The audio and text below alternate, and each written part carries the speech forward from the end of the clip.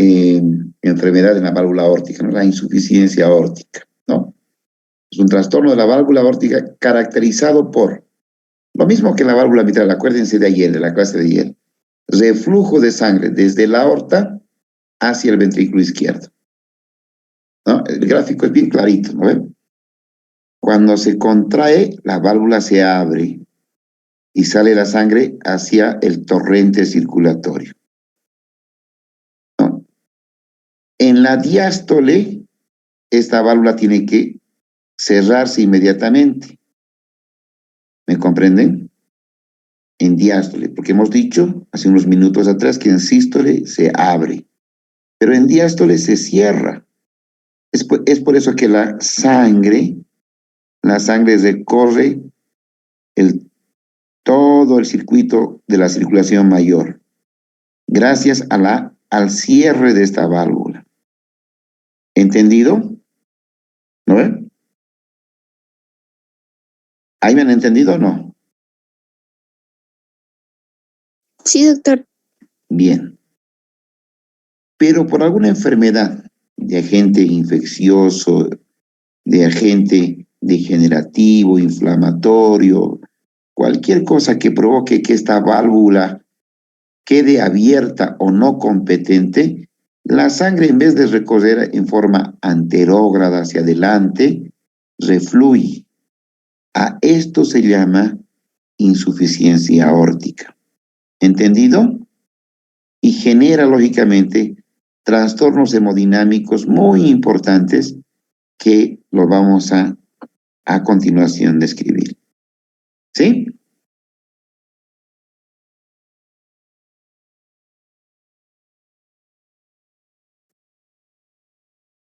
Entonces, la etiología, producto de enfermedades inflamatorias, la enfermedad reumática, la sífilis, la artritis, el lupus eritematoso, cualquier enfermedad que produzca una inflamación sistémica puede llegar a enfermar a la válvula, provocarla insuficiente. Estructurales, hemos dicho, una aorta bicúspide. ¿Han visto ustedes que si bien provoca una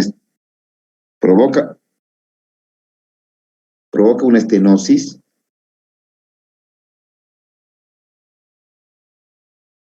alguien me está pasando mensajes?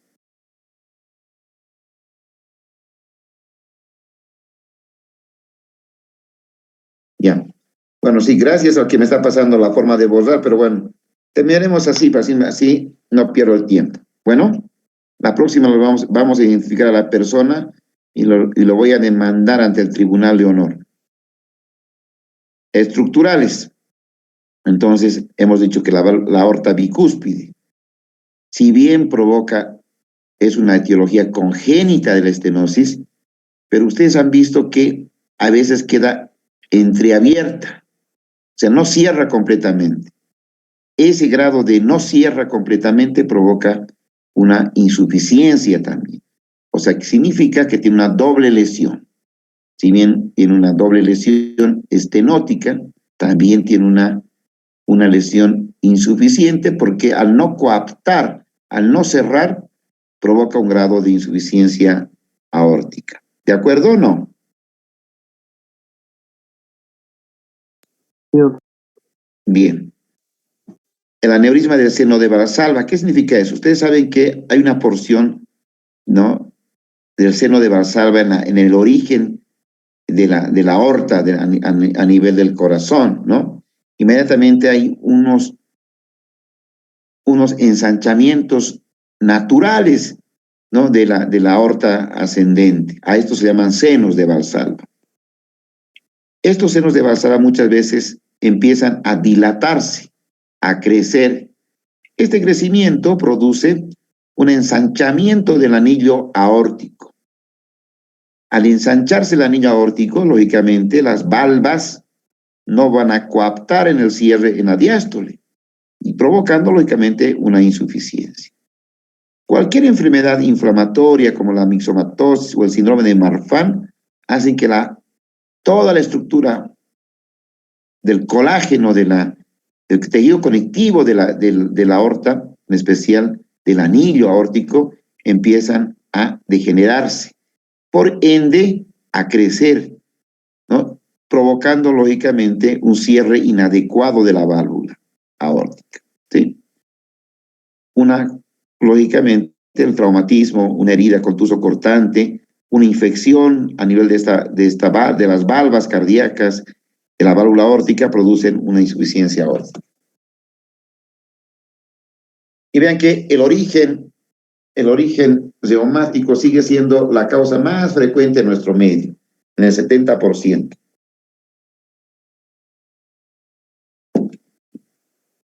Eso es lo que les decía desde el punto de vista anatomopatológico. Vean ustedes las valvas de la válvula aórtica.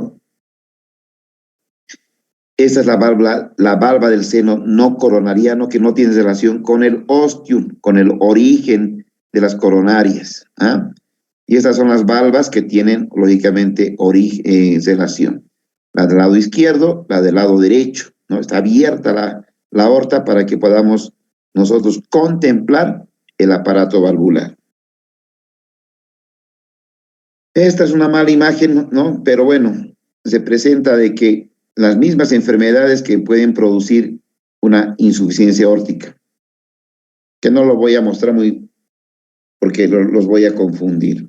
Entonces, en la insuficiencia aórtica tenemos dos formas clínicas importantes, la aguda y la crónica. En la aguda hay un incremento en el ventrículo de sangre en forma aguda. El ventrículo se descompensa causado por un aumento de la presión, ¿no?, en la aurícula izquierda. Eso significa que al no poder o al retornar la sangre de la aorta hacia el ventrículo, esta sangre se fluye hacia la aurícula izquierda, provocando, lógicamente, un reflujo hacia los pulmones por las venas pulmonares, llegando a una congestión y a un edema agudo de pulmón. Entonces, esta entidad aguda, anótense por favor, es considerada como una emergencia. Emergencia significa que tenemos que entrar de inmediato a operar a este paciente, con una gran tasa de mortalidad. ¿Estamos de acuerdo? ¿Cuándo se da esta situación clínica en forma aguda? Cuando hay una infección, por ejemplo, cuando se rompe una valva, producto de una infección, una endocarditis, producto de un traumatismo. No así en las enfermedades crónicas, ¿no?, que van de a poquito provocando la dilatación del corazón. Entonces, es muy importante que la forma crónica es más, valga el término, más benévola que la forma aguda. Porque la forma aguda al corazón no le da el tiempo para remodelarse, para compensar la hemodinamia del paciente. Entonces, el paciente, si no se opera de inmediato, se muere, ¿no? Vean ustedes que es muy importante reconocer si es una forma aguda, si es una forma crónica. Y aquí está lo que les había dicho, ¿no? En la forma aguda, el corazón no aumenta de tamaño, no le da tiempo a aumentar de tamaño, entonces inmediatamente se fluye, provocando un edema agudo de pulmón. Y el paciente se muere, si no se llega a tiempo al quirófano.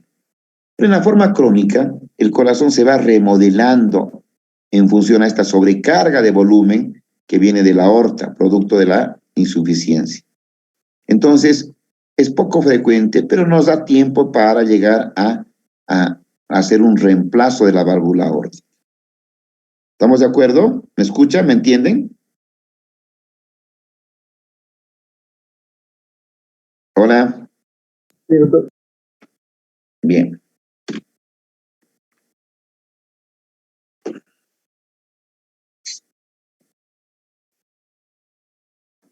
Bien, entonces, vamos a desenmascarar el ciclo de la fisiopatología. El aumento de volumen de la presión diastólica a nivel del ventrículo izquierdo, va a producto de la regurgitación, va a haber un aumento de volumen, la sobrecarga aquí en el ventrículo izquierdo. Eyección más cantidad, ¿me comprenden? Eso significa que el corazón trata de compensar, aumentando la frecuencia cardíaca, para lograr un volumen efectivo hacia todo el cuerpo de la economía humana. Entonces, este es un mecanismo importante de compensación.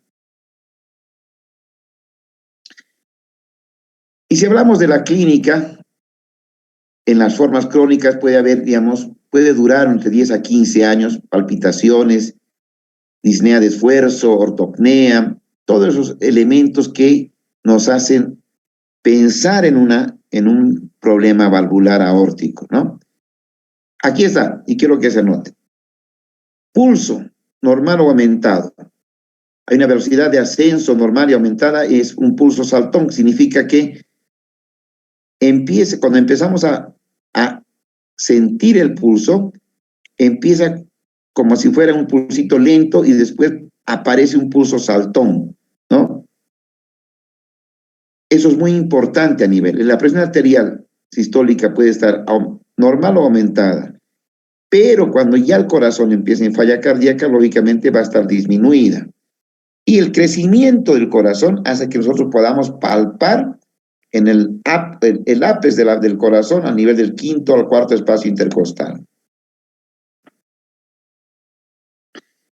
Entonces, el soplo va a ser sistólico o diastólico. ¿Quién me puede contestar?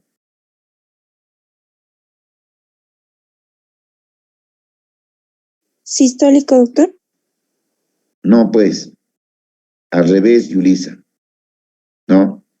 Hemos dicho que el reflujo de sangre a través de la válvula es en diástole. Entonces, ese reflujo provoca, lógicamente, ¿no?, el soplo a nivel, en el roce de la sangre al volver hacia el corazón, en vez de irse para adelante, provoca un soplo. ¿En diástole o en sístole? A ver, ¿qué me puedes responder, Yulisa? Diastólico sería entonces, doctor. Diastólico, por eso el soplo siempre es diastólico, chicos. ¿Sí? ¿Estamos de acuerdo? Anótense eso para hacer pregunta.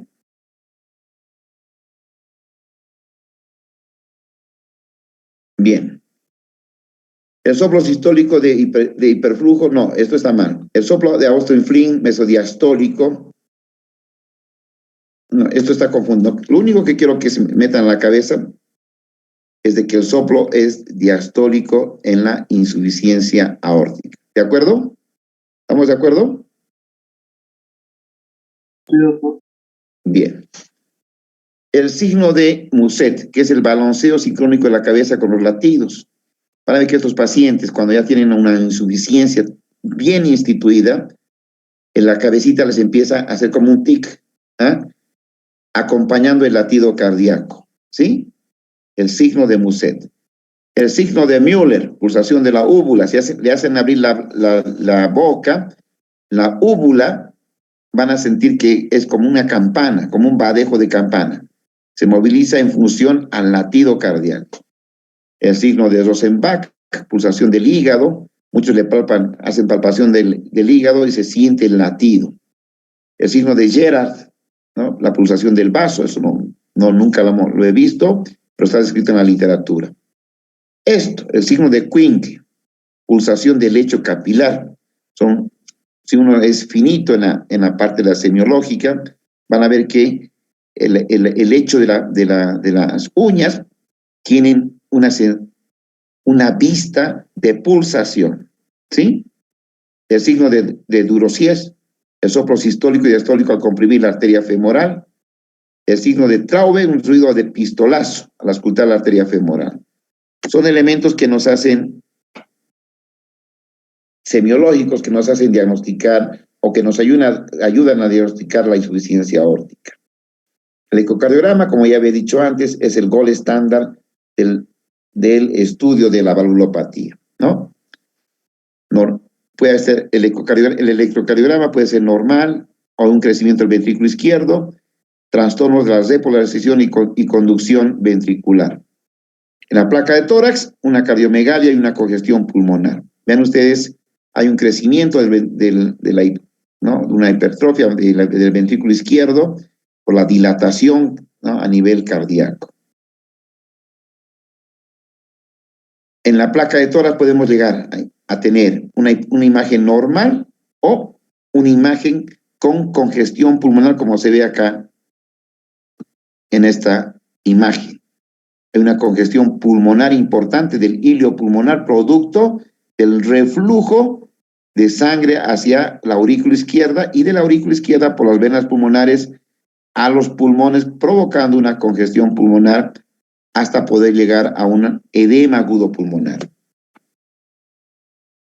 Lo que les había mencionado, el ecocardiograma es el gold estándar, ¿no?, que nos miden lógicamente el grado de regurgitación yugular, ¿no?, la fracción de eyección o si el ventrículo izquierdo está dilatado o hiperdinamico.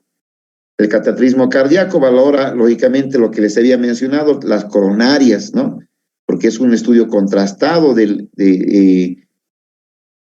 corazón que nos permite lógicamente valorar todos aquellos elementos. El grado de regurgitación, ¿no?, la función ventricular, son elementos muy importantes para tomar una posición terapéutica. La insuficiencia aórtica, hecho en la ecocardiografía, ven ustedes que este es la aorta ascendente y este es el chorro de sangre que retorna hacia el ventrículo izquierdo. ¿Lo están viendo o no?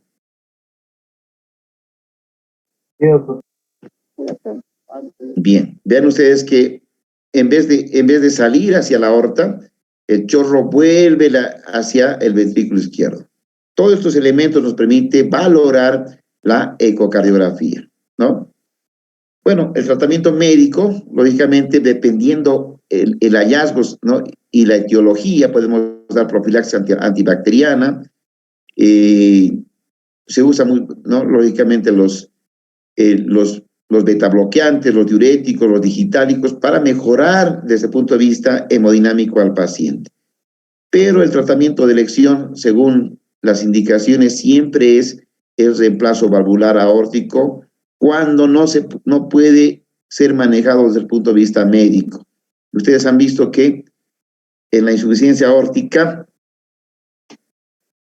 todo el problema es lógicamente estructural, ¿no? Hay una dilatación por sobrecarga del volumen de la aorta hacia el ventrículo. Este hecho provoca una dilatación miocárdica importante hasta llegar a la insuficiencia cardíaca. Entonces, cuando la dilatación es significativa, ¿no?, lógicamente tenemos que sí o sí llegar a la cirugía. Cuando todavía no es significativa, ¿no?, podemos llegar incluso a un seguimiento médico, ¿no? Pero si encontramos datos como una fracción de eyección adecuada, ¿no?, nos da una alternativa para llegar a operar a este paciente. Entonces, ven ustedes que, sin duda alguna, lo más importante es reconocer el agente etiológico. Si es agudo, ese paciente debe entrar inmediatamente a un reemplazo de la válvula aórtica. Si es crónico, nos permite todavía manejar desde el punto de vista médico al paciente. Pero si este paciente no mejora, tendría que ir a un reemplazo de la válvula aórtica y así poder mejorar la expectativa de vida al paciente. ¿Alguna pregunta hasta aquí?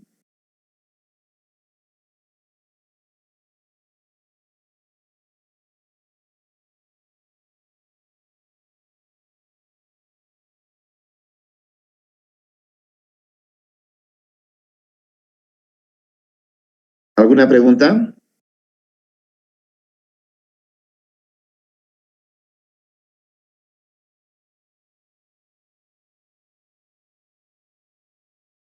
Bueno, la próxima clase me voy a poner de acuerdo con su representante de ciclo para